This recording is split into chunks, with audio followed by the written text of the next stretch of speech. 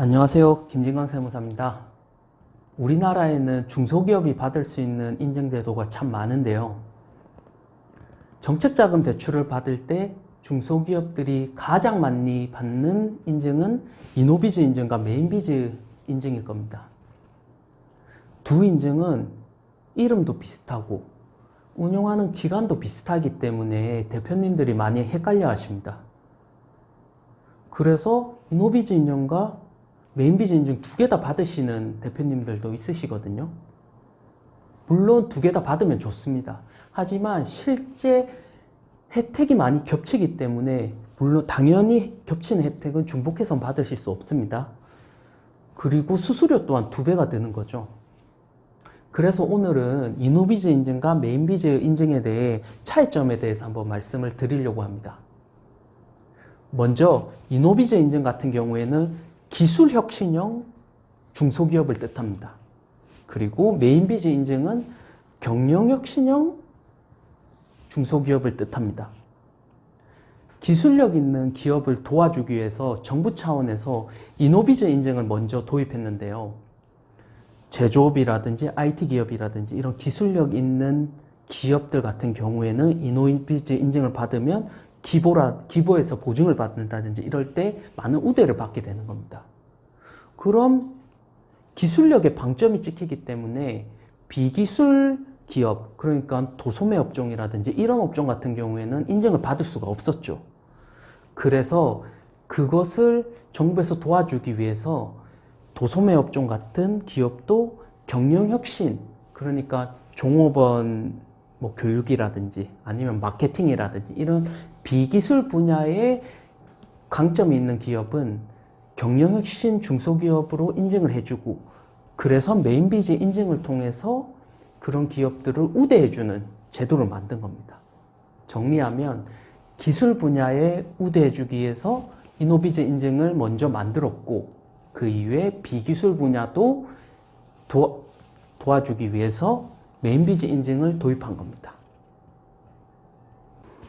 네, 그러면 이노비즈 인증과 메인비즈 인증에 대해 조금 더 자세히 알아보겠습니다. 먼저 두 인증의 공통점인데요. 신청 자격입니다. 당연히 중소기업이어야 되고 업력이 3년 이상이어야 합니다.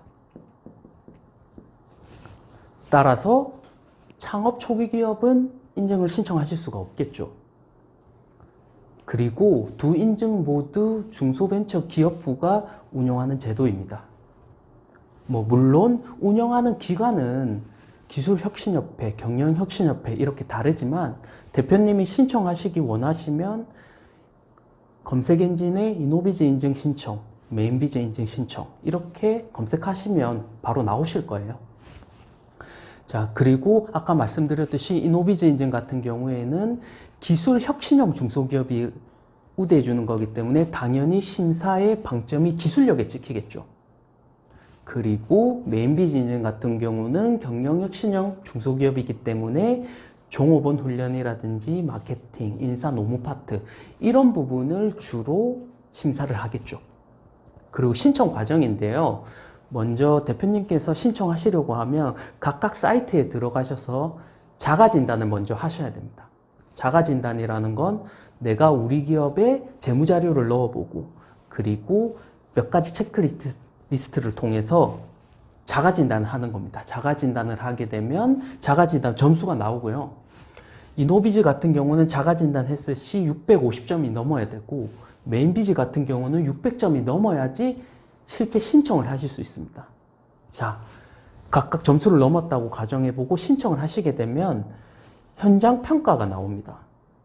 이노비즈 같은 경우는 현장 평가 기관이 기술보증기금이고 메인비즈 같은 경우에는 신용보증기금, 기술보증기금 등이 현장 평가를 나옵니다.